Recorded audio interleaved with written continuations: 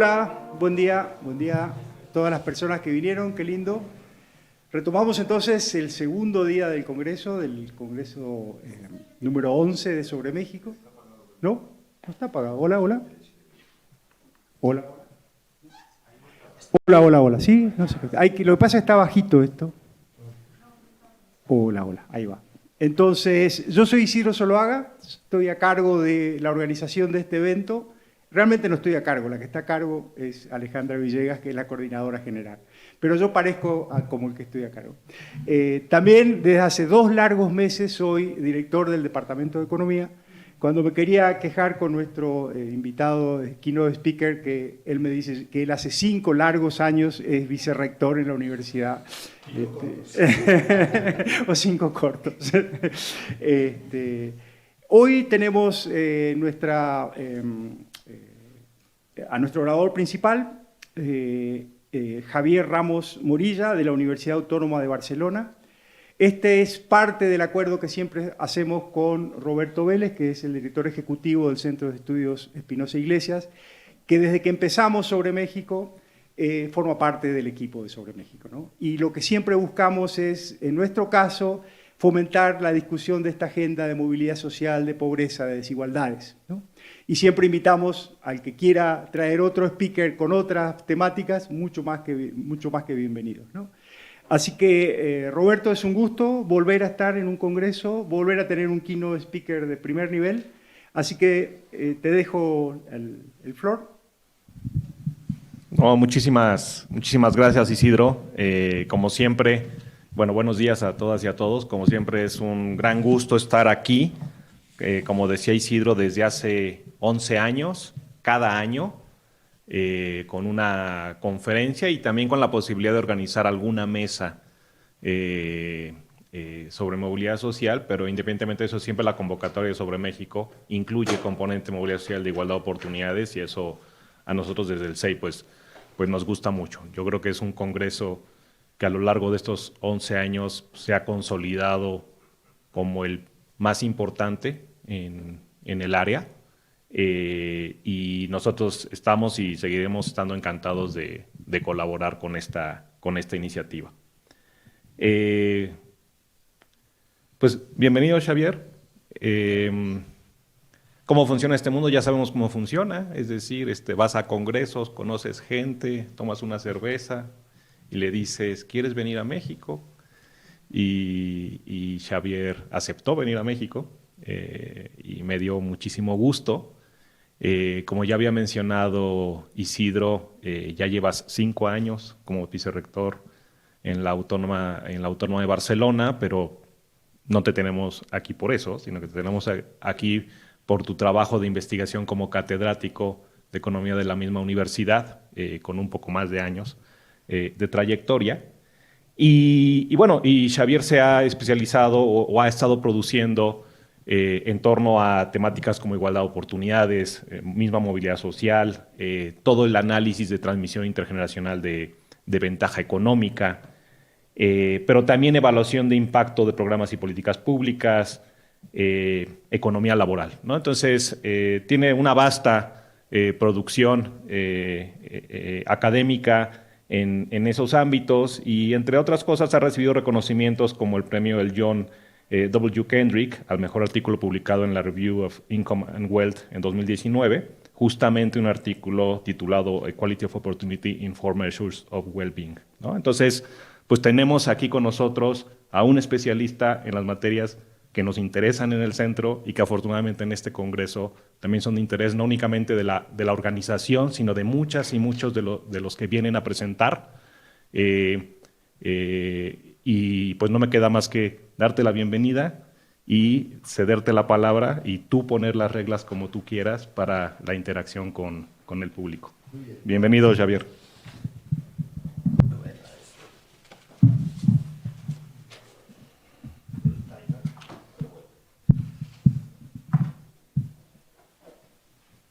Buenos días. ¿Dónde está el volumen?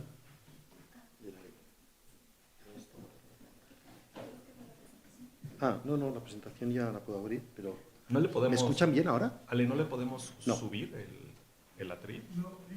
No, está bien, está bien. ¿Ah, ese ya es el máximo? Ok. ¿Este es todo el volumen? No, me refería a la altura Quizás sí del me... atril. Ah, no, la altura del atril está bien. Vale. No, sí, lo que pasa es que no le da la altura y entonces se escucha lejos.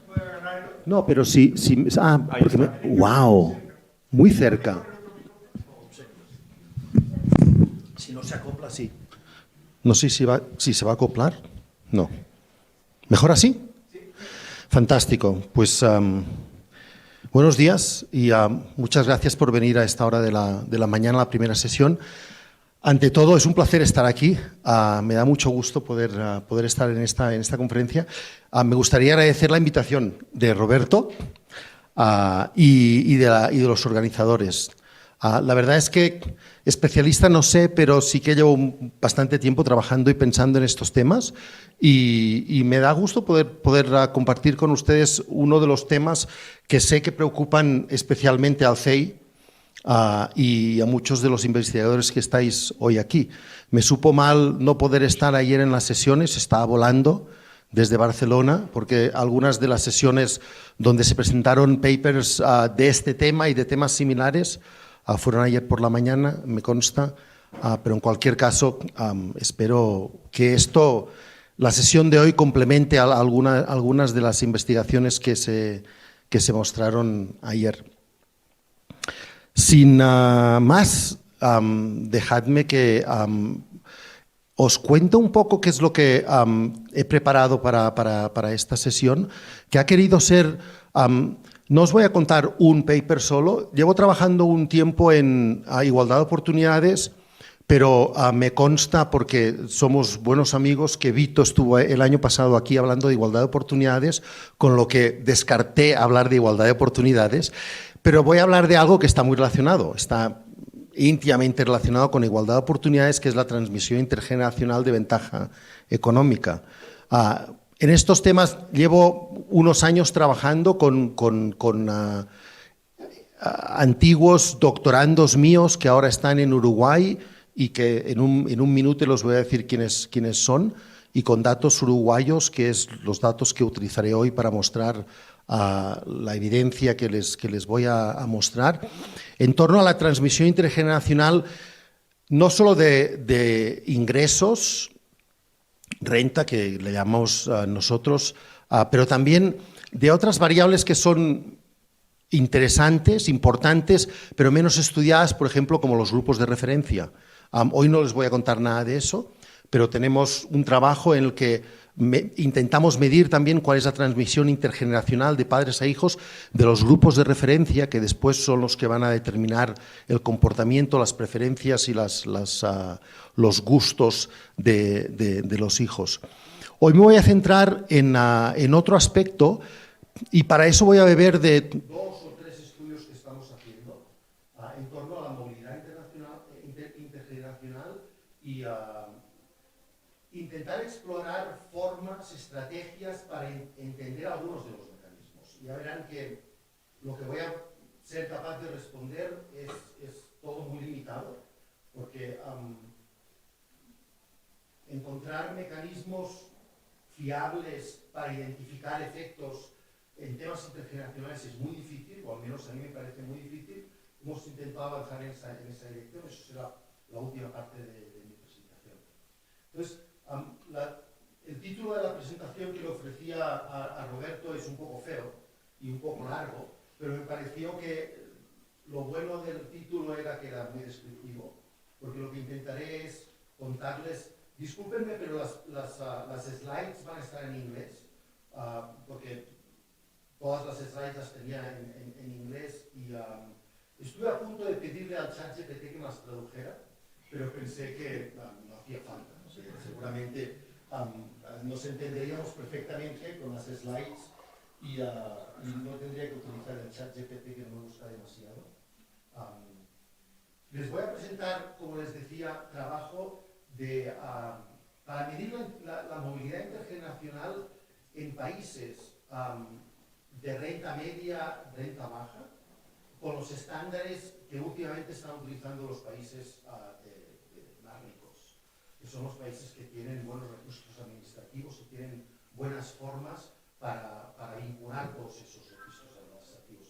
Y de alguna forma lo que me motivó a presentar este tema fue que estoy viendo que en algunos de los países, ahora sí, ahora me oigo yo y todo. En algunos de estos países últimamente ya se están utilizando estos datos. El nuestro es uno de los primeros estudios con este tipo de datos, pero también hay un estudio que les recomiendo mucho leer si les interesa el tema, con datos de Brasil, con gente de Bocconi, todos son brasileños, pero algunos de ellos están en Bocconi y algunos están en Pernambuco, que utilizan también datos de censo y de registros administrativos cruzados para estudiar la movilidad intergeneracional en Brasil. Haré referencia a este estudio porque los resultados que obtenemos son muy dispares entre los resultados brasileños y los que nosotros obtenemos en Uruguay. Creo que por motivos que se pueden entender, son dos economías totalmente distintas. Muy bien, pues ahí vamos. Depende del tiempo que utilice. Voy a cubrir todo este outline, pero básicamente primero les voy a motivar un poco más el por qué he escogido este tema. Después les voy a contar qué datos y qué métodos utilizamos. Me voy a centrar bastante en los datos porque sé que en México, por ejemplo, aún no es posible empezar a cruzar datos administrativos. Bueno, quizá en un futuro inmediato o no muy lejano lo podemos hacer y me ha parecido interesante contarles un poco cómo lo hemos podido hacer en Uruguay. Y después voy a mostrarles resultados de todo este trabajo para Uruguay, de movilidad intergeneracional de ingresos. Si tengo tiempo, les voy a mostrar también movilidad intergeneracional de salarios, más que nada porque los salarios tenemos información distinta. Y finalmente voy a intentar explorar algunos mecanismos que puedan estar detrás de esta transmisión intergeneracional. Básicamente a pesar de que aquí todo el rato vean movilidad, lo que vamos a estudiar es persistencia, porque los estimadores principales lo que miden es la persistencia y la movilidad es uno menos esa persistencia. Pero básicamente voy a intentar entender de la forma más causal posible que algunos de los mecanismos que pueden haber detrás, explotando la pérdida de empleo en despidos masivos de los trabajadores, que son los padres, y qué efecto tiene eso al cabo de muchos años sobre sus hijos. Y es esa variabilidad supuestamente exógena que estamos explotando la que nos va a ayudar a entender de una forma un poco más causal cuáles son los mecanismos que hay detrás. Esa es un poco la idea de la presentación. Como les dije, de hecho, en este foro me parece que no hace falta motivar mucho por qué es importante la movilidad intergeneracional. Déjenme solo recordar que no solo es por motivos de equidad o de justicia distributiva, sino que hay motivos importantes, sobre todo en economías con mercados de capitales imperfectos, de eficiencia. Y esos son importantes, como mucha gente ya ha demostrado hace muchas décadas, Sam Bowles, Herbert Jenkins, entre otros. Con lo que estudiar movilidad intergeneracional también nos ayuda a tener mayores sendas de crecimiento. A pesar de ello, lo que sí que sabemos es que la movilidad intergeneracional en todos los países alrededor del mundo es limitada, como mucho. Los que tienen una mayor movilidad intergeneracional normalmente son los escandinavos y los indicadores nos dicen que hay una cierta persistencia. Si nos vamos a los Estados Unidos o a Brasil, que es el estimador más grande que he visto yo con datos fiables administrativos, como les contaré luego, a un hijo cuyo padre está en el percentil 25, es decir, 25 más pobre, le cuesta 7 generaciones tener el mismo rango percentil de su cohorte que un hijo cuyos padres están en el percentil 75, es decir, están en el 25% más rico. Son muchas generaciones, es una persistencia muy, muy grande. Con lo que voy a intentar es motivar por qué es importante utilizar estos datos administrativos y cuáles son los principales problemas que nos encontramos cuando queremos utilizar esos mismos datos administrativos en un país donde las instituciones básicamente son distintas y donde podemos tener problemas distintos como estos países de rentas más bajas o rentas medias. Con lo que ya les dije que la charla iba a ir de esto, que iba a utilizar datos de Uruguay. Déjenme que les muestre cuáles han sido mis coautores en todos los trabajos que les voy a mostrar en el día de hoy. Martín Leites, de quien estábamos hablando hace un rato, que fue estudiante de doctorado mío, Tatiana Pérez, Cecilia Rodríguez, Sofía Santín y Joan Vilá, todos ellos de la Universidad de la República en Uruguay. Todos ellos han contribuido en la evidencia empírica y en la preparación de los datos que les voy a mostrar hoy. Como les decía, en los países más ricos normalmente utilizan datos administrativos y eso principalmente es por varias razones, pero tres de las razones principales es que puedes evitar sesgos, distintos sesgos relacionados, primero sesgos de measurement, es decir, errores en la medida de los ingresos. Obviamente en los datos administrativos los ingresos están mucho mejor recogidos. También tenemos sesgos de ciclo vital porque cuando tenemos información de encuestas, la edad en la que nosotros observamos a los padres y a los hijos acostumbra a ser limitada si podemos observar a los padres y los hijos y estos no corresiden. Este sería otro sesgo, porque cuando corresiden, entonces es una muestra autoseleccionada y por lo tanto los resultados no van a ser generalizables.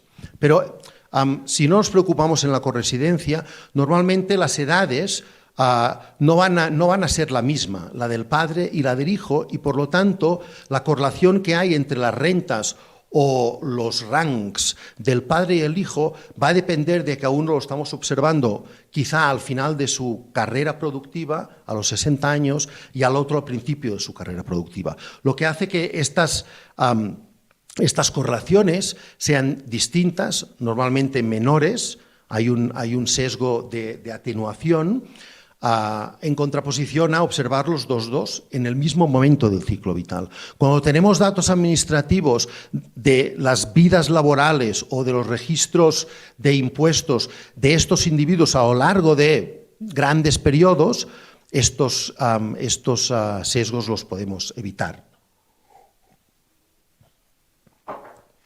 Los podemos evitar o los podemos atenuar. Ya verán que lo que nosotros aproximarnos el máximo a una edad ideal de 40 años, que es donde, o cuando este sesgo es menor. De hecho, el paper de 2014 de Rush, Chetty y compañía para Estados Unidos tiene un gráfico muy bonito en el que estiman la correlación de los ranks, esto me cuesta decirlo en castellano, pero ya me entienden, ¿verdad? En la posición relativa que cada individuo ocupa en la distribución de su cohorte y año. ¿Sí? A eso le voy a llamar rank. De los ranks de los padres y los hijos a lo largo del ciclo vital de los dos. Y se ve que tiene una forma de U invertida. Y el estimador principal, el mayor, es cuando los dos tienen 40 años. Y esto es lo que estamos intentando aproximarnos nosotros. De hecho, este es un viejo resultado de Hayden y Solond en un paper del Journal of Labor Economics de los 80. Pero aparte de eso, cuando tenemos muchos datos, cuando nuestra muestra es muy grande, a diferencia de tener muestras de las encuestas de hogares, por ejemplo, donde podemos tener algunos miles de datos, cuando tenemos cientos de miles de datos o millones de datos, entonces podemos utilizar técnicas distintas, técnicas que nos permitan entender mejor las posibles no linealidades y estimarlas de forma no paramétrica. Y por lo tanto ganamos en entender qué es lo que sucede no en media, que es lo que normalmente mostramos, sino a lo largo de la distribución de la renta. Ya les voy a mostrar algunos estimadores que no están del todo de acuerdo con lo que se encuentra para países más ricos. Por lo tanto, ¿qué sucede cuando tenemos los mismos datos en países más pobres, como Uruguay o Brasil? Son los dos únicos países que yo conozca que han hecho estudios de movilidad intergeneracional con datos administrativos y con ingresos totales. Hay un estudio en Chile que utiliza datos de la Seguridad Social, pero eso es solo para salarios. Y hay un estudio muy incompleto para la India que también utilizan datos de la Seguridad Social. ¿Cuáles son los principales retos que nos encontramos cuando tenemos los mismos datos que los países ricos, pero los queremos utilizar en países que tienen instituciones distintas, que son países más pobres? El principal es el sector informal, que de hecho, este también es un problema que tienen muchos países ricos. España mismo, que conozco bastante bien, el mercado informal, que no lo llamamos así, porque es un país rico y por lo tanto lleva otros nombres, shadow economy y esas cosas, ¿no?, que son como bastante más elegantes, pero es lo mismo. Depende de los estimadores, está entre el 18 y el 25%. En Uruguay es el 33%. Aquí, según me informé antes de venir, entre el 40 y el 50%. Bueno, o sea, esto mismo lo encuentran países ricos. Lo que pasa es que con que no está encima de la mesa, lo ignoran. Y por lo tanto, lo que les voy a contar yo hoy y tiene la implicación de que para esos países seguramente las estimaciones están sesgadas. Porque obviamente si vamos a utilizar datos administrativos o de la Seguridad Social o de Hacienda, de los impuestos, de la renta, eso solo nos da información del mercado formal.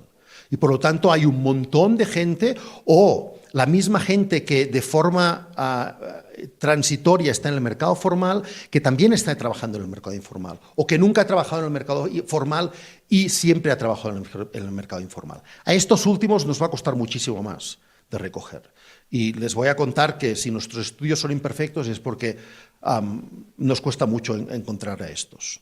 Los brasileños tienen una forma de hacerlo que yo creo que es imperfecta, pero bueno.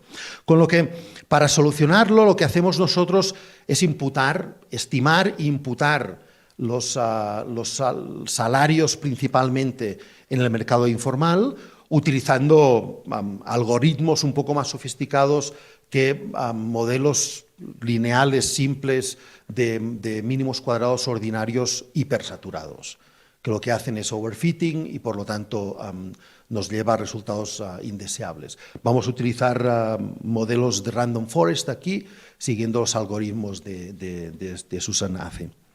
Otro problema que tenemos, y este es el segundo, es que si utilizamos como base los datos de registros administrativos, obviamente eso no es representativo de la población.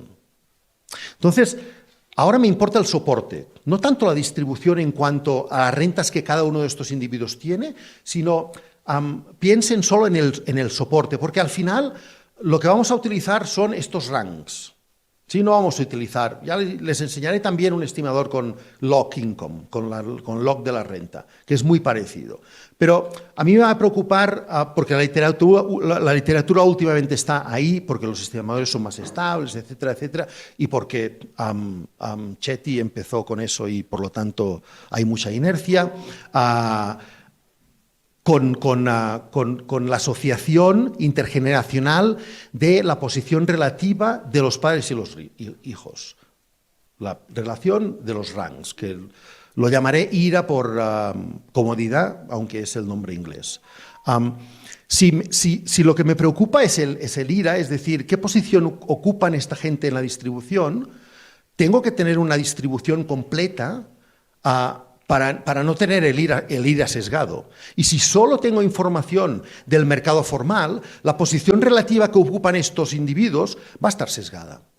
Porque a los individuos informales no los voy a tener en el soporte de la distribución. Y por lo tanto voy a tener una distribución muy sencilla donde el más pobre va a tener 1 sobre n y el más rico va a tener n sobre n. O 1 y el más rico 100. Y va a ser homogénea y lineal, si queréis.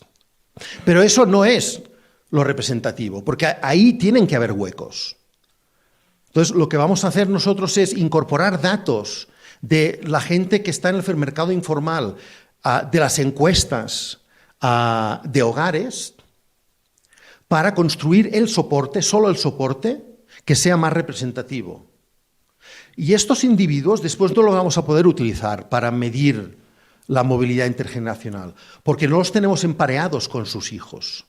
Nosotros solo tendremos empareados con los hijos aquellos cuyos datos estén en los registros administrativos. Pero al menos vamos a tener un soporte que es representativo. Y por lo tanto, el rank, la posición relativa de los padres y de los hijos va a cambiar. ¿De acuerdo? Si no hiciéramos eso, el IRA cambiaría en un 5%. Que me dirán, bueno, quizá no es mucho. Esperen y vean. No, esperen y vean, porque cuando vamos a tener ciertos problemas, vamos a cambiar de opciones metodológicas, vamos a intentar entender la diferencia entre movilidad intergeneracional de ingresos o de salarios, y ahí el principal componente, por ejemplo, va a ser las rentas de capital, es decir, de forma indirecta vamos a ver qué pasa con las rentas de capital, qué influencia tienen sobre la movilidad intergeneracional. Normalmente los efectos no son mucho más grandes que 5%. 5, 7, 10. Con lo que 5 tampoco no es tan pequeño. ¿Sí? Por eso les decía, esperen y vean. Y finalmente, lo que también vamos a hacer, y eso no le voy a dedicar nada de tiempo, se lo voy a mencionar aquí y después lo voy a ignorar, es, tuvimos suerte en Uruguay, porque en Uruguay emparejaron la gente de los datos administrativos con la gente, una submuestra de la gente de los datos administrativos con la gente de las encuestas. Con lo que sabemos qué es lo que dijo sobre su renta y sobre su salario en la encuesta el que después hizo una declaración de la renta determinada o tenemos registros de la Seguridad Social. Y con estos individuos podemos aprender hasta qué punto hay misreportings, hay subdeclaración o sobredeclaración en distintas partes de la distribución y lo podemos corregir. Todos sabemos que en la cola alta de la distribución la gente normalmente subdeclara sus ingresos en las encuestas de hogares, eso lo podemos ver comparando las encuestas con los datos administrativos, pero también vemos que sí es cierto que a lo largo de la distribución, bueno, no hay mucho sesgo, no hay mucha diferencia. En la parte baja también hay diferencias en la dirección opuesta. Aprendiendo de ese estudio, que de hecho es un estudio de Flasher con Nora Lustig y con, se me fue el nombre, ¿quién es esta? Con Andrea Vigorito, de la Universidad de la República. Utilizando su estudio podemos corregir las rentas formales y cuando imputamos las rentas informales corregirlas también por este pequeño sesgo. Si no lo hiciéramos, el IRA diferiría en un 3%. ¿Sí? Muy bien, esto de hecho me parece que esto no lo ha podido hacer nadie, ni en países ricos ni en países más pobres, porque el estudio esto es muy singular y muy particular. Muy bien, por lo tanto, vamos a enfrentar estos, sobre todo dos problemas, porque el último ya les dije que simplemente se lo cuento para que sepan toda la parte metodológica que hay detrás del estudio. Déjenme contarles ahora qué datos tenemos, cómo los vamos a combinar y qué métodos utilizaremos. Y lo que les voy a contar ahora es todo muy estándar, ¿sí? De hecho, supongo que uno tiene que tener cierta suerte para poder hacer este tipo de estudios tan complejos en datos. Aparte de la suerte que tuvimos, que les conté antes, de que hay una muestra que está emparejada entre los datos administrativos y los datos de encuesta, también tuvimos suerte que en Uruguay hubo una reforma muy importante de la seguridad social, el seguro de salud, y gracias a esa reforma emparejaron padres e hijos. Y con los datos de la seguridad social, por lo tanto, tenemos una parte muy importante del universo emparejado entre padres e hijos. Solo una parte. Una primera preocupación que podrían tener es, bueno, quizá con que solo observáis a los individuos que están en esos registros de la seguridad social, que no son los registros de la seguridad social que recogen el ingreso o los salarios de la gente, sino los beneficios que reciben. Es el Banco de Previsión Social.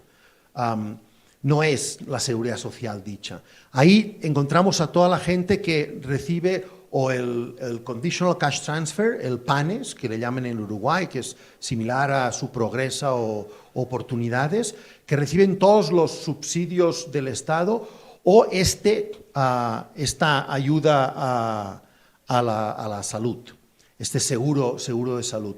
Esta muestra podría estar sesgada y no lo está, es representativa de los datos administrativos, no de todo el universo. ¿Sí? Y ahí voy a ser muy cuidadoso a la hora de referirme a las dos muestras, porque el problema principal lo tenemos con el mercado informal. Tenemos información de casi 40 años, desde 1980 a 2018, y estos registros contienen 3 millones de observaciones. Es fantástico. En un país pequeñísimo como es Uruguay, que me parece que tiene 7 millones de habitantes, y un poco más de la mitad de ellos son hijos. Me van a permitir que sea políticamente incorrecto y esto está hoy en día aquello muy mirado, y que diga hijos cuando debería decir hijos e hijas o descendientes. Pero uno tiene su edad y la capacidad de adaptación, sobre todo cuando está concentrado en otras cosas, es baja. Por lo tanto, déjenme excusarme ex ante. Muy bien. Con estos vínculos de padres e hijos, nos vamos a los datos de registros, que los podemos identificar con las células individuales, y por lo tanto lo que hacemos es emparejar a los padres y a los hijos con las rentas. ¿Sí? Los datos del Banco de Previsión Social nos sirven para hacer el emparejamiento y después lo trasladamos a los datos administrativos de los impuestos. Y de ahí tenemos nuestra muestra, que solo observamos en una ventana de 8 años, 2009 y 2018, y tenemos muestras que son representativas del empleo formal o de los salarios formales, de las cohortes, es decir, de la cohorte de padres y de la cohorte de hijos para cada uno de los años. ¿De acuerdo? Vamos a trabajar de forma separada por cohortes y para cada uno de estos años.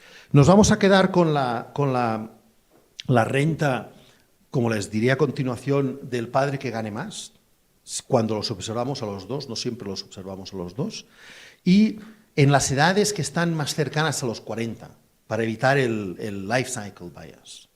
¿De acuerdo? Y por eso vamos a quedarnos con los hijos de 20 a 39. Casi todos los resultados que les voy a mostrar son de los hijos de 30 a 39, y después les voy a mostrar solo un estimador para que vean cuánto cambia el IRA cuando utilizamos a los hijos más jóvenes y no a los hijos que están alrededor de los 40, y a los padres entre 45 y 65, pero siempre que podamos en esta ventana vamos a coger las rentas que están cercanas a la edad de 40 años.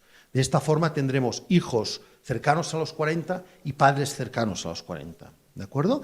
Y nuestros datos tampoco no son tan ricos o tan abundantes como para solo coger aquellos que tienen exactamente la misma edad. Tenemos una sobrerepresentación de madres, y eso también lo verán en algunas tablas, que sobre todo se explica por las cohortes más viejas, las nacidas antes de 1950, con un poco de suerte el assortative mating del que hablaba Martín en su presentación, nos va a ayudar a que el efecto no sea tan grande como sería de otra forma. ¿Qué hacemos con la renta? ¿Cómo la definimos? Definimos la renta total como la suma de todos los componentes de forma habitual, los salarios formales, los informales, la renta de capital con todos sus ingredientes y las pensiones, todo antes de impuestos. La renta formal, es decir, todos los elementos de renta, componentes de renta menos la informal, los sacamos, los recogemos de las declaraciones de la renta. Y donde hay un poco más de acción es en la imputación de las rentas informales. ¿Qué hacemos ahí? Hemos hecho un montón de cosas y mi sorpresa ha sido que los resultados son relativamente estables. Y aún estoy intentando entender por qué, siguiendo algunas metodologías que no les voy a contar aquí, encontramos resultados relativamente estables. Les voy a enseñar sobre todo los resultados que les voy a enseñar principalmente están hechas con esta imputación de Random Forest. Pero con que también me interesaba mirar qué sucedía cuando estás en una situación o estamos en una situación que no tenemos la riqueza de datos que tenemos nosotros, en países donde no puede haber esta riqueza de datos. También les voy a mostrar estimadores con datos mucho más sencillos, sobre todo que donde no tenemos características socioeconómicas de los individuos, que de hecho es un rasgo de muchos registros de la Seguridad Social. Una ventaja de los registros es que te da información muy precisa, normalmente de la variable de interés, que son las rentas, que tienes muestras representativas y muy grandes, pero una principal desventaja en relación a las encuestas es que la riqueza de información que tienes sobre estos individuos es muy poca.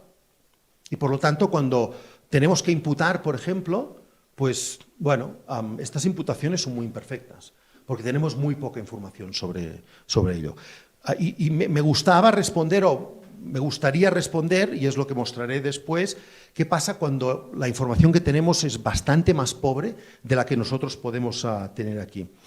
Como les dije, utilizamos estos métodos de Random Forest, que es un algoritmo de Machine Learning supervisado, y lo que hacemos es entrenarlos en las encuestas y después hacer out of sample prediction en nuestros datos administrativos. Con eso prevenimos el overfitting, que resultaría de un modelo de mínimos cuadrados ordinarios supersaturados. Por lo tanto, lo que acabamos obteniendo es mejores predicciones, pero bueno, supongo que con un modelo supersaturado de OLS la historia no sería muy distinta.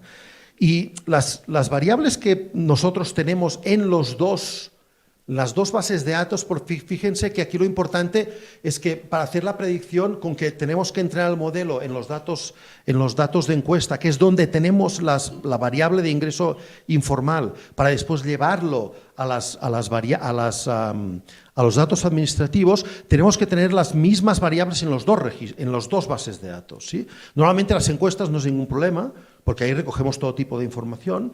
El problema son los registros. Y las variables que nosotros nos coinciden en los dos son sexo, edad, 3 niveles de educación, 19 regiones, 8 variables de sector productivo y la decila de los ingresos formales.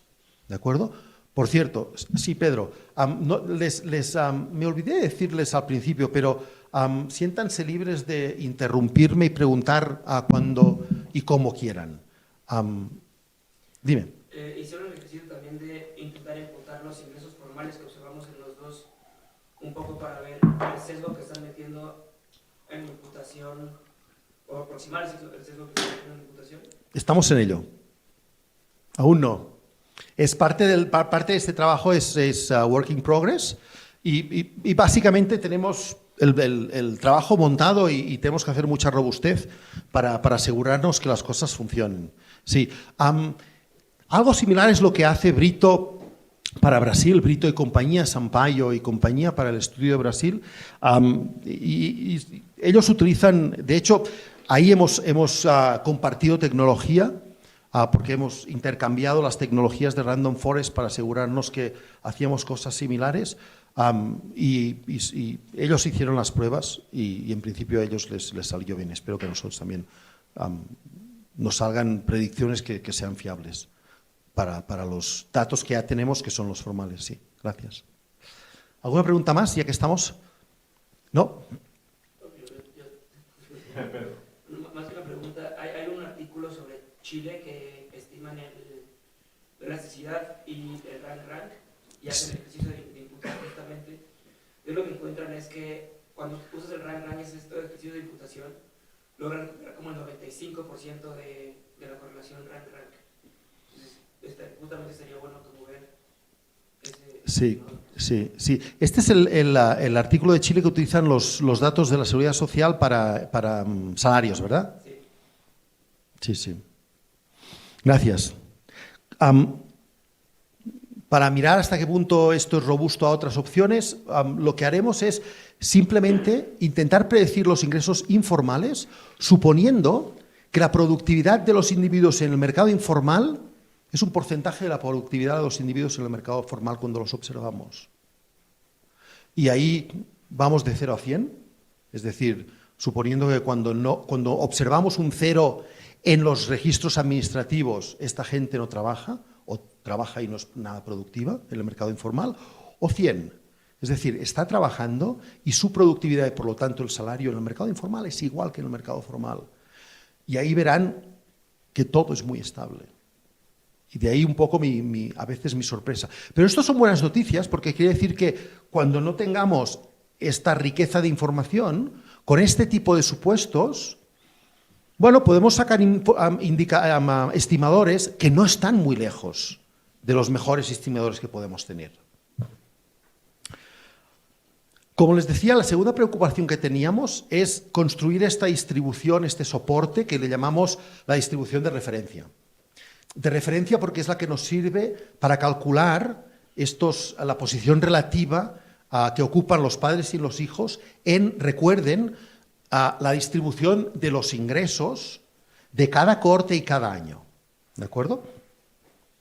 Como les argumenté antes, claramente con los ingresos formales o registros formales no tenemos un soporte que es representativo y lo que hacemos es aprender de las muestras que tenemos de las encuestas para incluir en el soporte de los datos administrativos aquellos individuos que observamos siempre en el mercado informal. Porque cuando observamos a un individuo con al menos un registro formal en nuestra ventana de 8 años, a ese individuo ya lo tenemos. Y sabemos que si lo observamos una vez, en los otros 7 años, ese individuo no ha trabajado en el mercado informal. Seguramente lo habrá hecho en el mercado informal o estará fuera del mercado laboral. Pero a ese individuo sí que lo tenemos. Estará en la cola de la distribución. Pero a ese lo tenemos. Los que no tenemos son los que no observamos nunca en el mercado informal durante esta ventana de 8 años. ¿Sí? Con estos no podremos contar a la hora de estimar el rank, la correlación entre rank. Pero sí que podemos corregir para estimar los ranks de la gente de la forma más fiable posible. Y esto es lo que estamos intentando hacer aquí. ¿De acuerdo? Los introducimos en la distribución y esto mueve el rank de los demás, normalmente hacia la cola alta de la distribución, y incrementa nuestra muestra en un 25%. O sea, el efecto no es baladí, no es menor. Y lo único que utilizamos nosotros es el rank. A partir de aquí es el rank de los individuos que observamos en el mercado formal. ¿De acuerdo? Sí. Y el 25% es una cantidad importante. Dado que estos individuos no saben de su movilidad, ni siquiera en rangos, dado que los rangos son una variable acotada, ¿se podría hacer alguna especie de bounds, de partial identification bounds, de dónde quedaría la elasticidad intergeneracional dado que a la hora de estimar el modelo no los van a contar? Supongo que sí. ¿Estás pensando en los Lee Bounds? No, estoy pensando en Mansky Bounds. En Mansky Bounds, sí. Hay ese trabajo de Story que... No lo hemos hay pensado, varios ¿no? trabajos que hacen bounds en mobility indices, los cuales es más fácil cuando la variable Sí, es acotada. sí. Si es ingreso, puede Pues ser entonces un sí. punto, pero aquí son rangos. Sí, exactamente. Y tienes 25%, entonces eso te va, el que sea 25% de la población te quiere decir que no te va a mover tanto la elasticidad intertemporal. Sí. Y el que esté acotada te permite matemáticamente resolver Sí, el problema. sí, sí, Entonces, sí. No hemos mirado, no. creo que Gracias. podría darle Sí, a ustedes a- sí, muchas gracias. Después hablamos. Gracias. Muy bien, entonces, ¿cuál va a ser nuestra variable principal de interés? Van a ser estos rangs, ¿sí? Que de hecho no es el rank exacto, sino es el percentil que ocupan en la distribución, por lo tanto va a ir de 1 a 100. Lo que hacemos es utilizar las medias de los ingresos más cercanos a los 40 años para reducir transitoriedad. Es una práctica habitual en la literatura. Y como les dije, nos vamos a concentrar en estos hijos de entre 30 y 40 años. Muy bien. ¿Cómo medimos la movilidad? Déjenme que me salte esta gráfica un momento. Sí. Tú tienes la distribución, Sí. tienes hoyos ahí. Sí.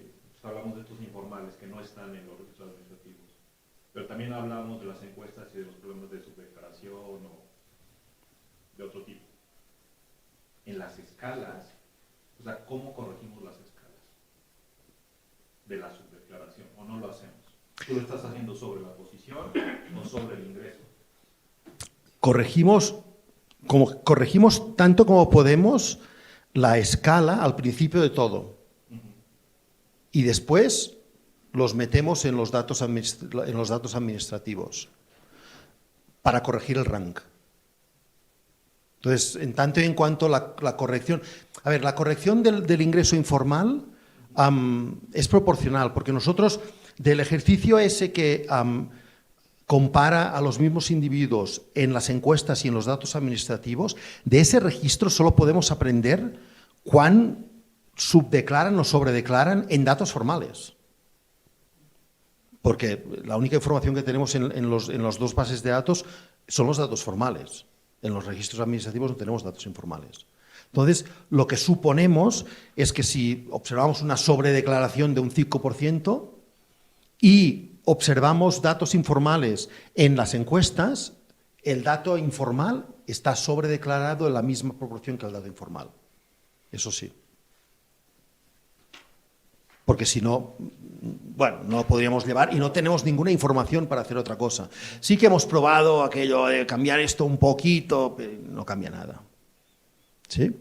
Pero de los datos informales no tenemos información para corregirlos. Lo que no les he contado y es importante, porque no estoy tan súper familiarizado con las encuestas de hogares de países que no sean europeos o anglosajones. En la encuesta de Uruguay, los individuos reportan el ingreso formal de forma separada del ingreso informal.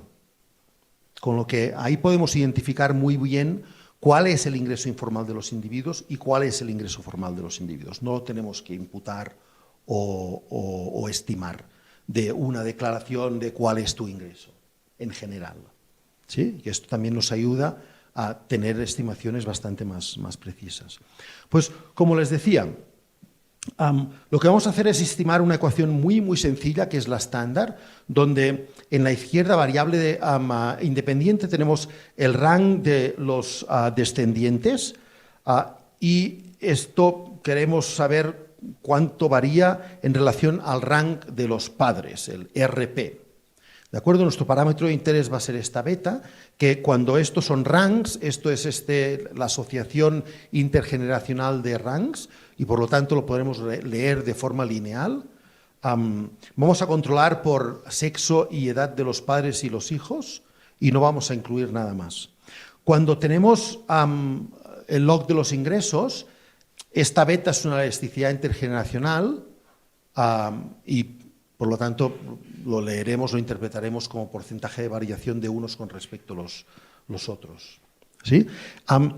El IRA, de hecho, es una combinación entre la correlación de estos ranks, que es como los que estéis más familiarizados con las historias estadísticas, la cópula, es decir, independientemente de las distribuciones marginales, cómo cambian las ordenaciones de los hijos y los padres en las distintas distribuciones de una forma pura, que no está contaminada por las marginales.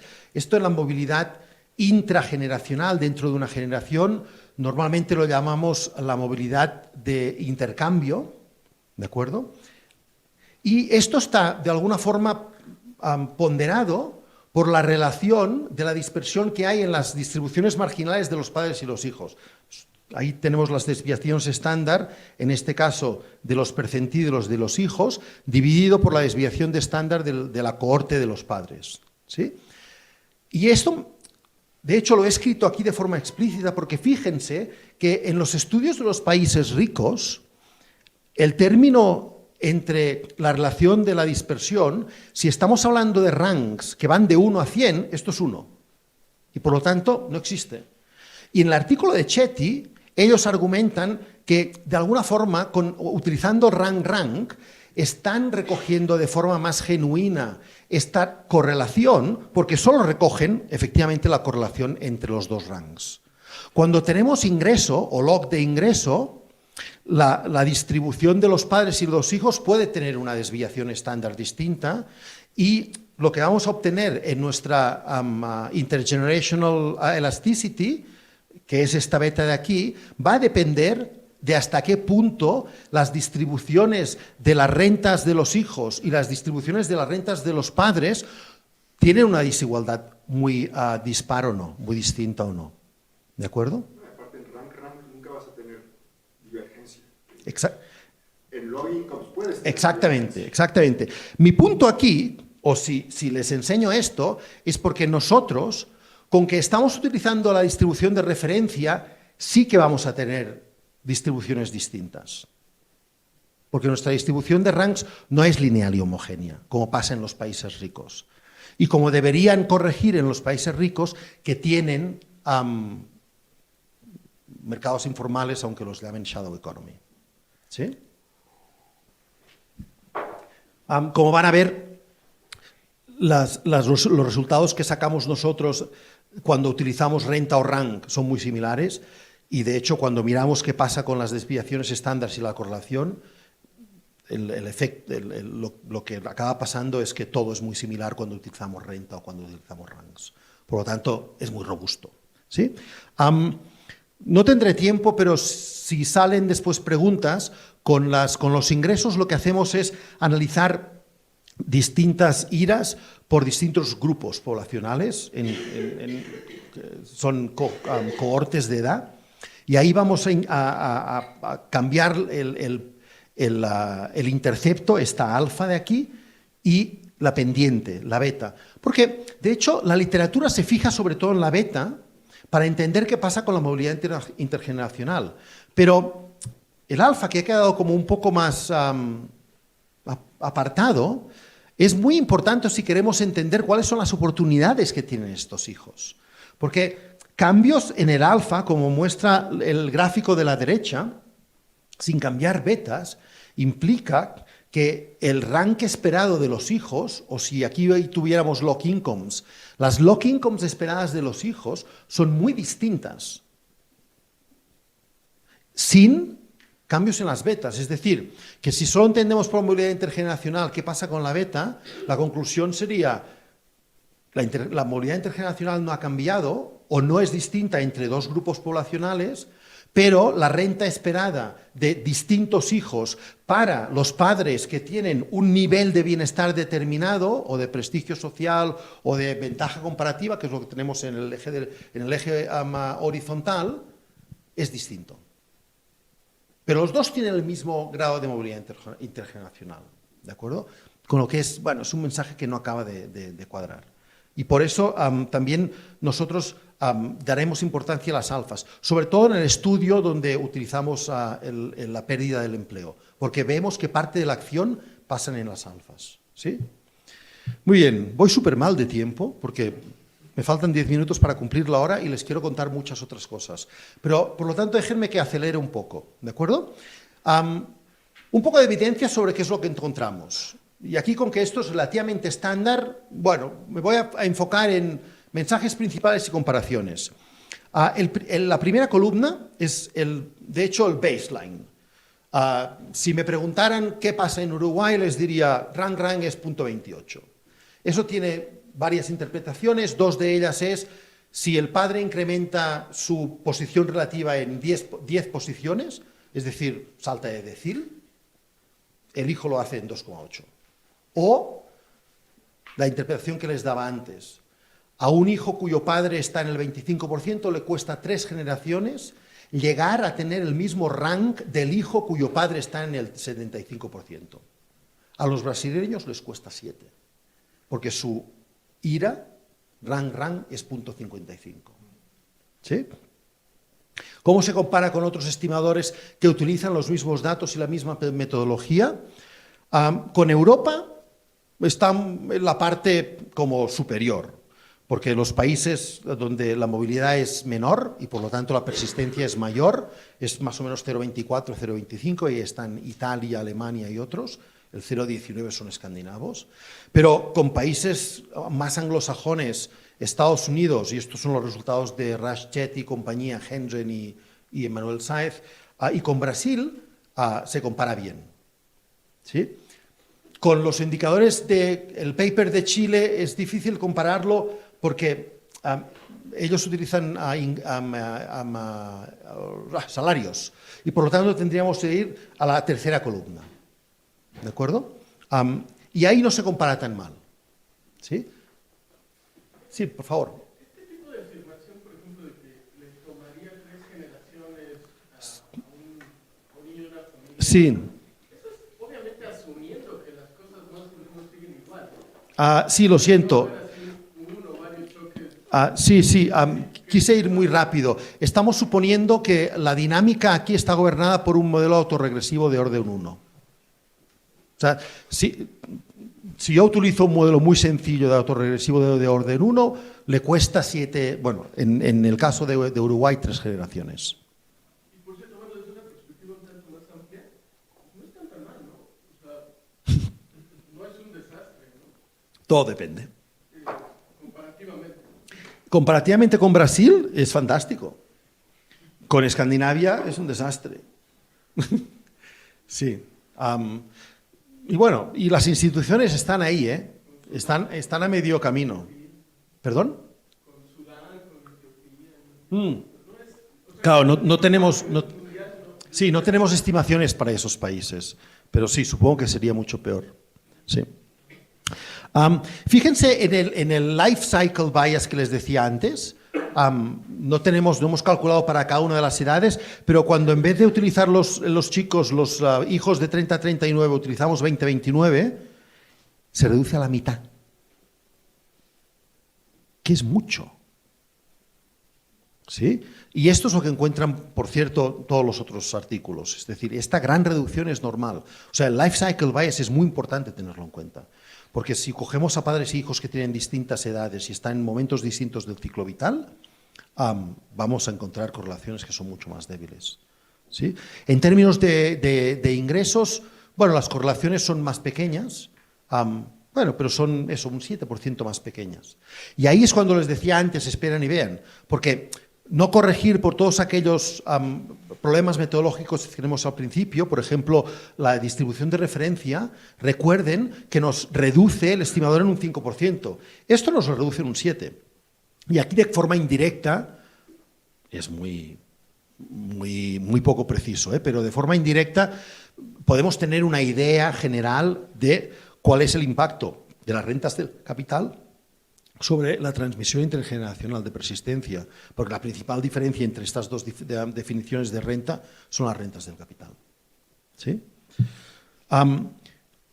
con que la persistencia de actitudes, de valores y la transmisión intergeneracional, sabemos de otras literaturas que el género es muy importante y todas las cosas que nos importan en economía se acostumbran a transmitir dentro del mismo género de una forma más fuerte que entre géneros, de padres a hijos.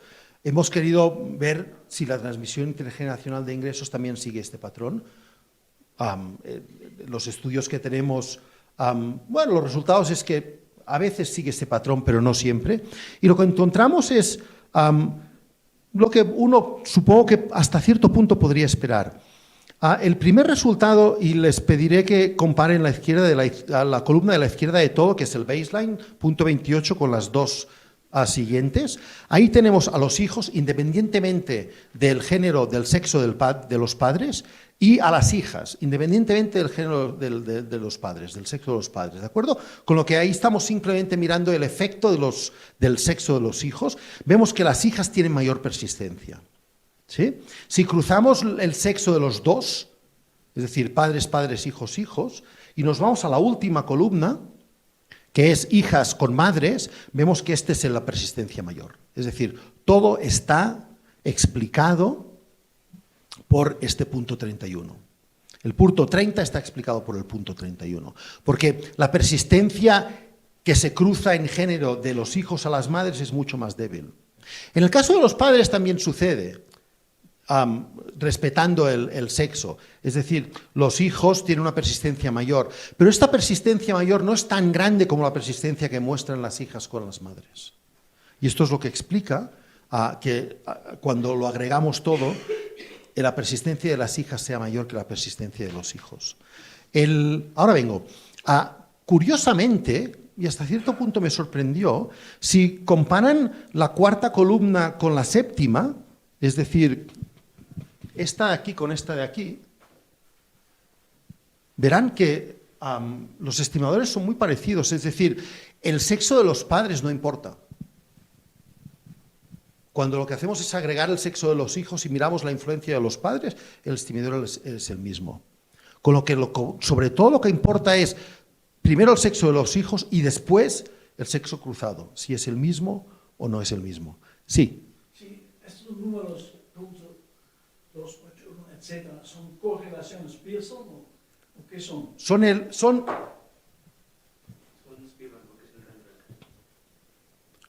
esto de aquí, es la correlación de los ranks. ¿Qué? La correlación, son como los Pearson Correlation de los ranks, pero ponderado por la desigualdad en la distribución de los ranks de los hijos y de los padres. Es muy parecido a la correlación simple, porque las distribuciones de los hijos y de los padres tienen una dispersión de los ranks bastante parecido. ¿Sí? O sea, es casi. Es muy similar.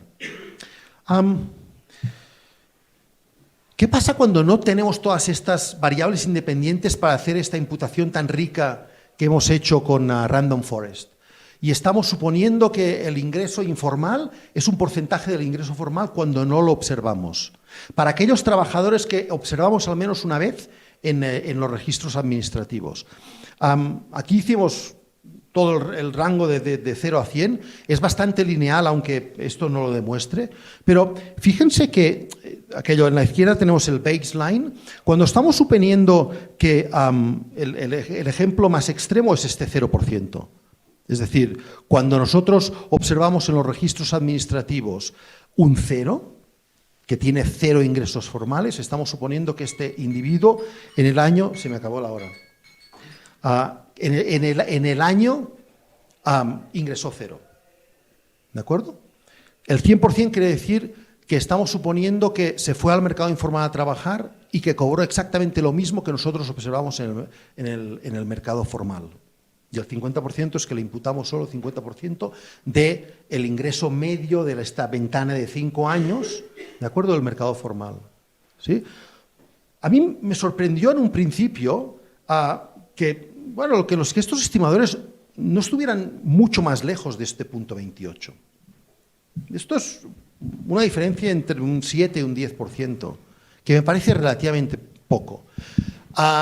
Brito y compañía hacen lo mismo para Brasil, encuentran diferencias de más de un 20%, cuando suponen que cuando no se observa un ingreso formal, el individuo en el mercado informal cobra lo mismo que en el mercado informal.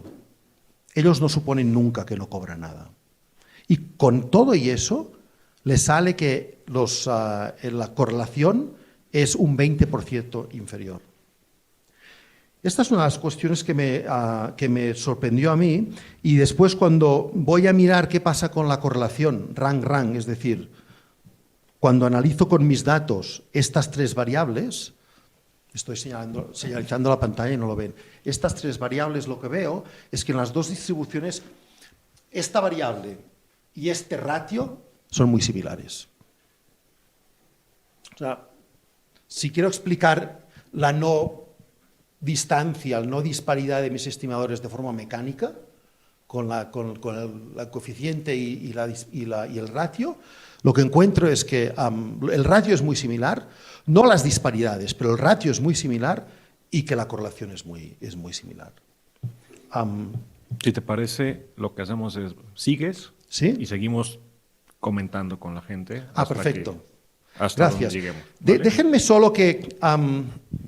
Déjenme solo que les cuente. La última cosa que les enseño sobre ingresos informales son las no linealidades. Normalmente lo que encontramos... No, déjenme primero que les cuente lo que encontramos aquí. La línea más sólida es el 28%. Ahí este punto 28. Es parametric y sin ningún tipo de variación. ¿Sí?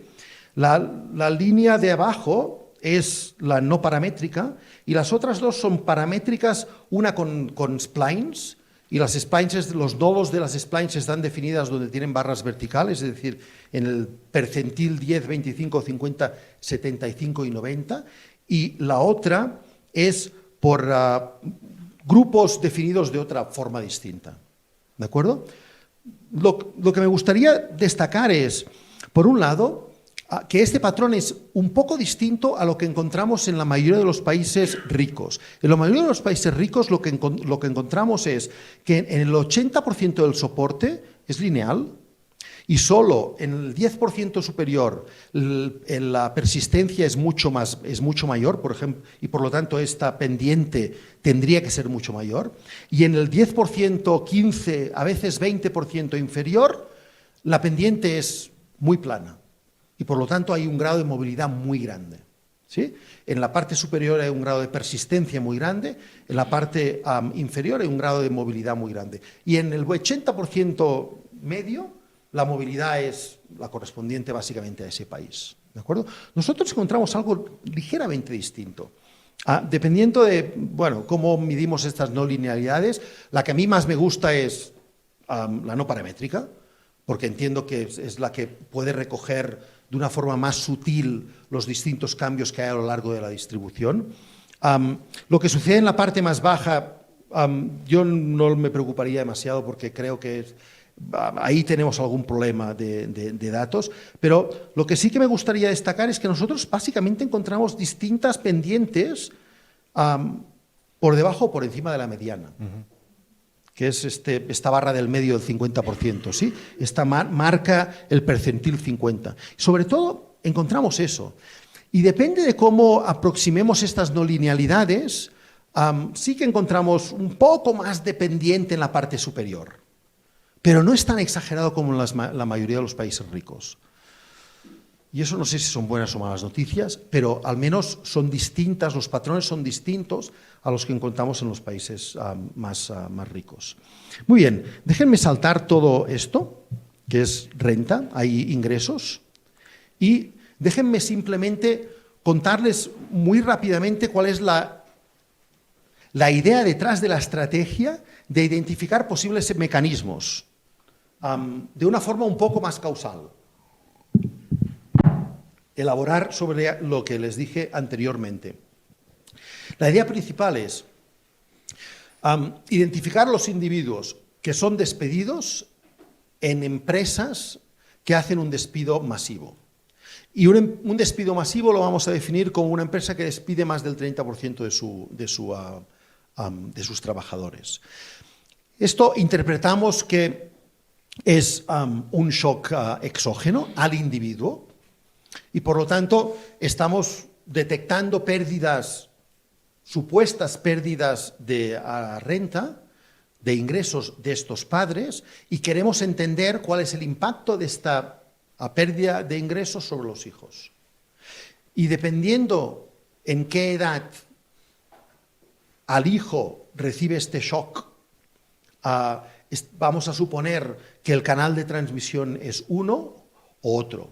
Y dependiendo de si el padre es más rico o más pobre, vamos a suponer que el canal de transmisión es uno o es otro. Básicamente lo que estamos intentando explorar aquí es como la reducción de ingresos es supuestamente exógeno, las condiciones innatas de las familias y la transmisión de las características innatas de las familias, en principio, no nos debería preocupar.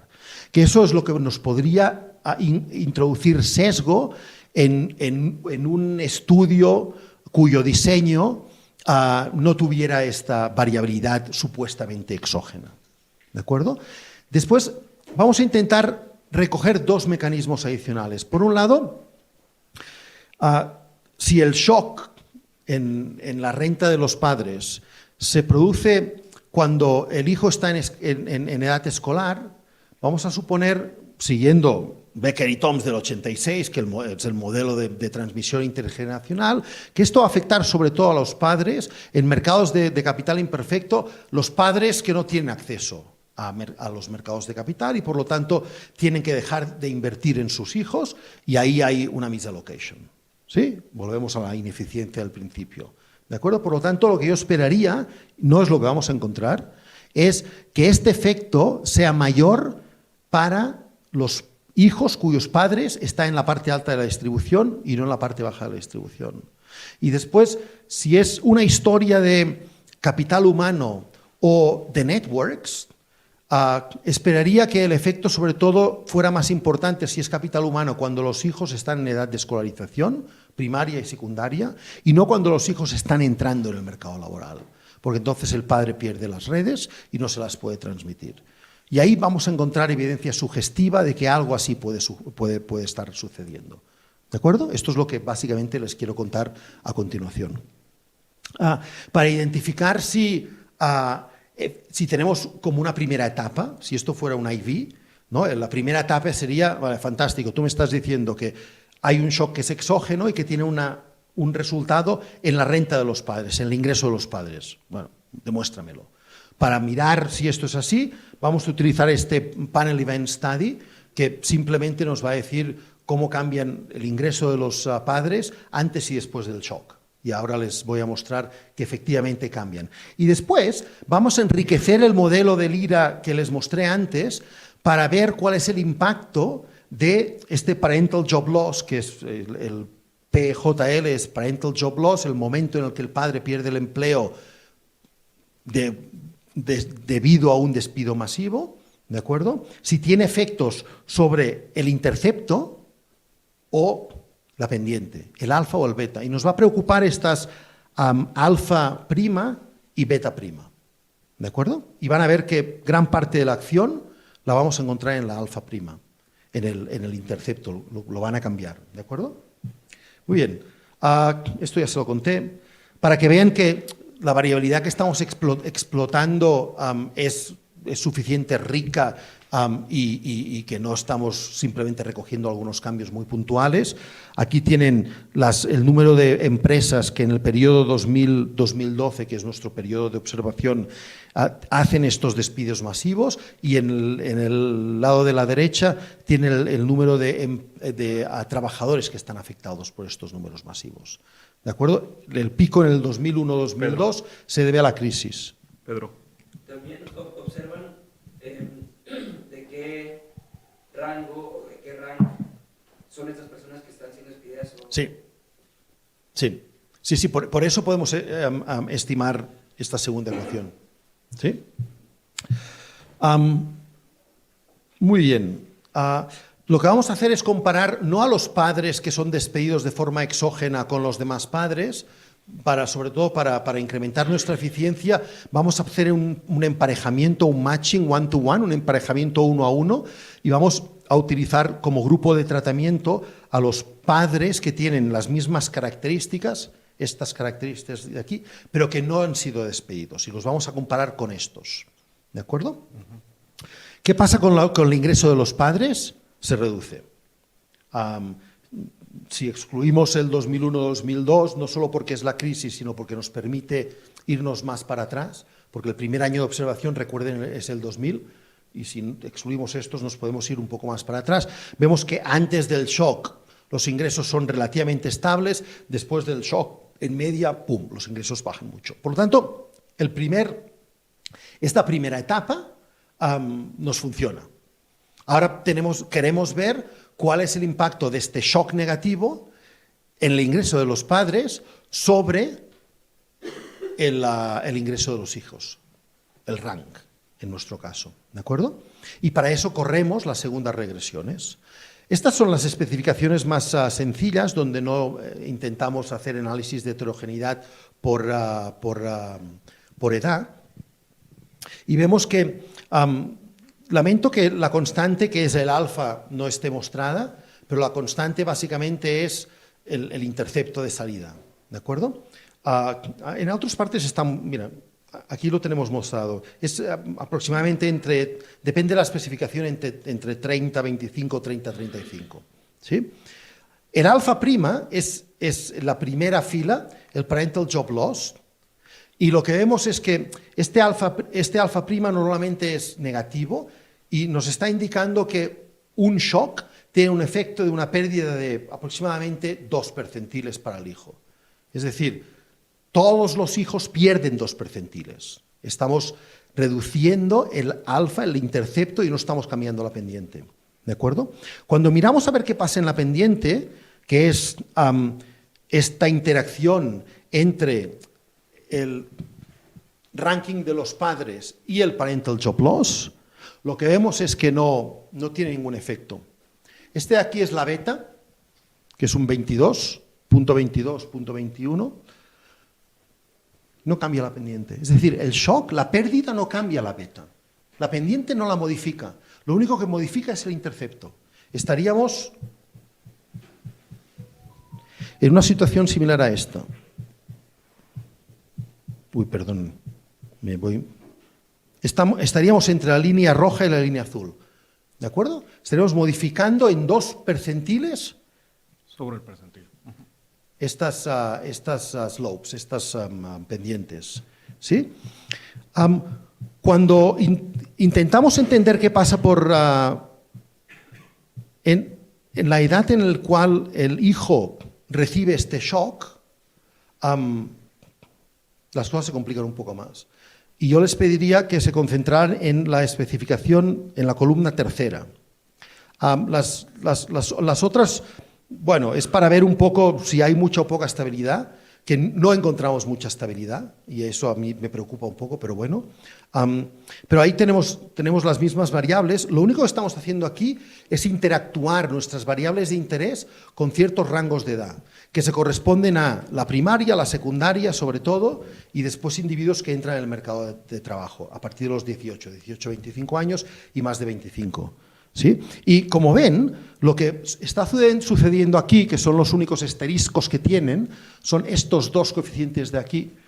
Es decir, de nuevo, que el padre pierda el empleo está afectando a los hijos de primaria, de final de la primaria, 10 a 13 años, y a los hijos que están saliendo de la educación y entrando en el mercado de trabajo. Con lo que, bueno, de alguna forma, aunque no entiendo por qué solo afecta a los hijos de la primaria y no a los de secundaria, lo que nos está sugiriendo es que seguramente aquí hay parte de un mecanismo de transmisión de capital humano, que estos hijos lo están perdiendo, y parte de un mecanismo de networks, pérdida de redes y de contactos, que están perdiendo los hijos del 18 a 25. A continuación... Xavi, nada más una cosa que me perdí es, o sea, tú dices, voy a pescar a todos esos que vengan de empresas donde al menos el 30% han sido despedidos, ¿no? Sí. Y luego dijiste, y además, esa caída se mantiene excluyendo los años de la crisis. Sí. Esa parte, a ver, explica, ¿por qué te interesa eso? O sea, ¿es para aislar el efecto Quitar la crisis. de la crisis? No, la crisis no la quitamos, de hecho. La tenemos ok. en cuenta. La crisis la tenemos en cuenta, ponemos dummies porque tiene un efecto un poco más grande. Nuestra idea es recoger toda la variabilidad exógena. Y entendemos que en la crisis parte de la variabilidad puede no ser tan exógena. Sí, okay. La intentamos controlar. Los resultados son robustos, meter o no meter la crisis. Okay. Pero los resultados que les estoy enseñando son para todos los años. Dime, Pedro. Un poco regresando a la historia de las pendientes y el efecto Sí. que tuvo en las pendientes, si comparamos, por ejemplo, la primera columna con la 4, ¿Sí? en donde utilizamos más bien el rank del padre antes del evento y el rank del padre, el promedio, perdón. Exactamente. Vemos que más bien todo viene si nos estamos fijando en el rank antes del padre, ¿no? Entonces, lo que me preocupa un poco es si más bien el efecto viene, o sea, si regresamos a la slide anterior, ¿Sí? si el efecto viene de estar utilizando el rank antes del evento y no tanto, o sea, si viéramos el cambio en el rank también. Yo tengo las mismas dudas que tú. Porque fíjense que, de hecho, este es el resultado que menos me gusta y que menos puedo explicar. El rank prevent, aquí lo introducimos como un control. Es decir, no quiere recoger la beta, porque es como, hay mucho ruido aquí. Y lo único que queremos es que cuando estamos estimando las alfas, estas alfas sean para hijos cuyos padres tienen el mismo rank. ¿De acuerdo? De alguna forma, paramétricamente estamos haciendo eso. Estamos comparando y estamos teniendo en cuenta que no todos los padres tienen el mismo rank. ¿Sí? Y esto es como me gustaría interpretar este parental rank aquí. El otro es la media de los 5 años. Esto es nuestra medida de bienestar económico del padre y por eso las betas yo las entiendo como los estimadores de estas variables. Sí. Y tienes razón que entonces cuando vamos a analizar la heterogeneidad, cuando metemos las medias, se lo llevan todo. Todo se lo llevan. Y aún no entiendo por qué. Porque si se fijan en la última columna, ahí no hay nada significativo. Lo único significativo es cuál es la beta de tu padre. Y no importa nada más. Y por lo tanto, las conclusiones que tendríamos que sacar de la última columna no importa.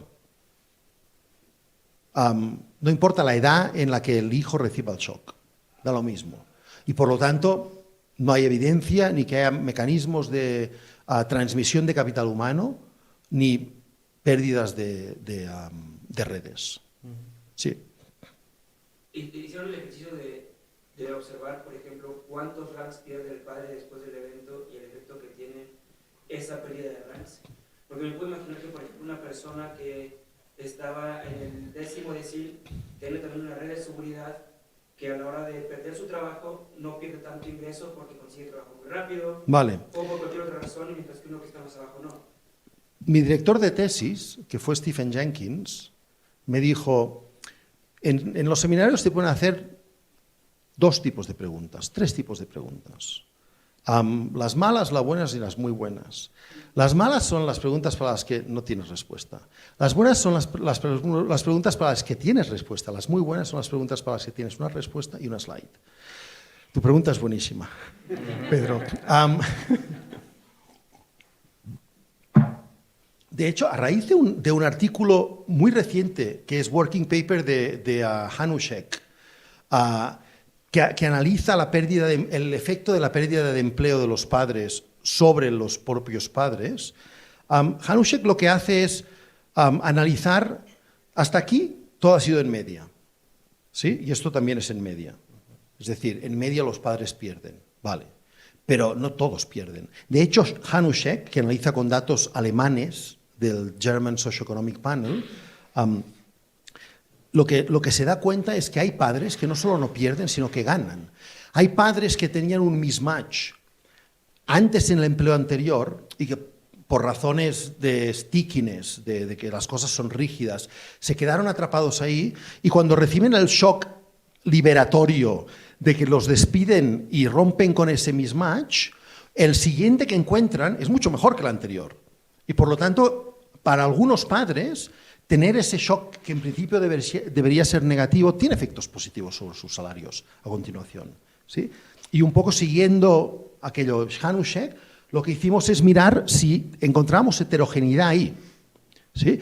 Hay heterogeneidad y la tabla que les muestro es el porcentaje de pérdida de los distintos quintiles. El quintil es sobre la distribución de pérdida de los padres, de los salarios de los padres, ¿sí? Con lo que el primero claramente pierden mucho, pero los que están en el último quintil, en media ganan. Casi nada, pero en media ganan, ¿sí? Y hay algunos que ganan mucho, ¿de acuerdo? Lo que les voy a enseñar ahora es que el efecto sobre todo lo encontramos en los quintiles 3 y 4. Es decir, no los que pierden muchísimo, ahí encontramos algún efecto, pero los que pierden un poco, los que están como en el margen. ¿Sí? Ya, ahí aún tenemos que pensar exactamente qué quiere decir eso, investigando más cosas como las que tú has dicho. ¿Sí? Pero básicamente, bueno, ya vieron un poco lo que les decía, estas son las distribuciones, es decir, hay gente, miren el cero, hay gente que está por la derecha del cero, la línea vertical es la media, ¿de acuerdo? Eso es la distribución de pérdida, 1 año, 2 años, 3 años y 4 años después del shock. ¿Sí? Y para mostrar que de hecho hay variabilidad, ¿sí? Estamos explotando esta variabilidad y cuando lo hacemos, y aquí les pediría que se fueran a la última columna de todas, que estamos interactuando simplemente los quintiles de pérdida, ¿de acuerdo? Con esas alfas y esas betas, ¿de acuerdo? Y ven que, ¿dónde está la acción básicamente? En las alfas, la acción sobre todo está en los que pierden más. Los hijos cuyos padres pierden más, salen más afectados, ven su alfa reducida en 4,3. Y después, que de hecho es bastante en relación a este 4,3, son los hijos cuyos padres pierden relativamente poco. Fíjense que el Q3 y el Q4 pierden en media 2,16 y nada. Sí, 0, básicamente. ¿Sí? Estos son los que pierden más. Y no sé hasta qué punto esto quiere decir que son los que tenían más margen y son los que ven que las opciones que habían tomado no las pueden seguir tomando y por lo tanto tienen que tomar otras opciones. En Uruguay, por ejemplo, yo mandaba a un hijo a la escuela privada y ya no la puedo mandar. El hijo hacía una extraescolar, eso tenía un refuerzo y ya no me lo puedo permitir. Y quizás son estos los márgenes que están actuando aquí. Y otros márgenes que pensaríamos que son importantes a la hora de entender que este efecto debería ser lineal, que ex ante es lo que esperaba yo esperaba efectos lineales, monotónicos. Lineales no, monotónicos. Crecientes o decrecientes, pero monotónicos y no me los he encontrado. Y quizá ahí detrás está, lo que pasa es que no tenemos datos sobre la escolarización de los hijos y no vamos a poder entenderlo demasiado, pero bueno. Aquí lo que también vemos es que para los quintiles 3 y 4, la persistencia se incrementa al mismo tiempo. Es decir, estos están doblemente afectados de forma negativa. La persistencia se incrementa, la pendiente se incrementa y el intercepto baja. ¿Sí? Con que estos salen perjudicados, si quieren, doblemente. ¿De acuerdo? Ya estamos ahí, Xavi. Y básicamente esto es todo lo que les quería contar. Muchísimas gracias por su atención. No, al contrario.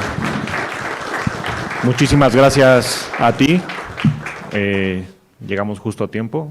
Estaba preocupado, Xavi, porque había mucho tiempo y nos quedó 1 minuto. No, pero muchísimas gracias. Nos dejas muchas cosas para pensar.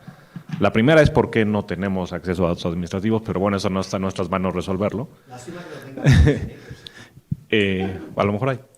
Pero bueno, lo segundo, todo el planteamiento, la manera de pensar, la solución a los problemas metodológicos, esto último que preguntaba Pedro, para lo cual tenías una slide, me encanta, sobre todo que estamos cerrando.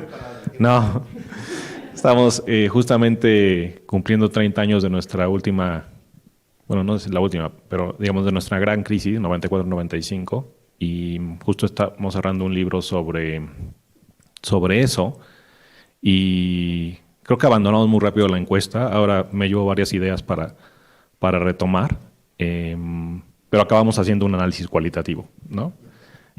Unas historias de vida, y este tipo de planteamiento de la alfa y de la beta es el tipo de resultados que te encuentras en el análisis cualitativo cuando la gente te describe qué pasó, desde el punto de vista de provisión, como desde el punto de vista de personas que estaban estudiando y que dependían de los proveedores, ¿no? Entonces, muy interesante. Entonces, muchísimas gracias, y Xavi va a estar por aquí.